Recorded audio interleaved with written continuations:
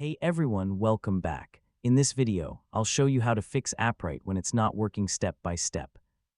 If your Appwrite project isn't responding, your API requests are failing, or the dashboard isn't working as expected, there are several troubleshooting steps you can try. So let's get started. First, check your internet connection and make sure Appwrite Cloud or your self-hosted Appwrite server is online. If you're using a self-hosted installation, verify that all required services and containers are running properly before testing your application again. Next, confirm that you're using the correct project ID and endpoint URL in your application.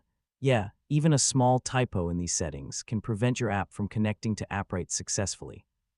If the connection settings are correct, review your API keys, authentication, and permissions. Ensure your collections, buckets, functions, or authentication rules allow the operation you're trying to perform. Incorrect permissions are one of the most common causes of failed requests. Another useful step is to check the Appwrite logs or your browser's developer console for error messages. These logs can help you identify issues such as invalid credentials, network errors, missing configuration, or failed API requests. Also, make sure you're using the latest version of the Appwrite SDK that's compatible with your server version. Finally, restart your application or Appwrite server if you're self-hosting, then test the feature again. If the issue continues, review the official documentation or contact the Appwrite community for additional support, and that's it.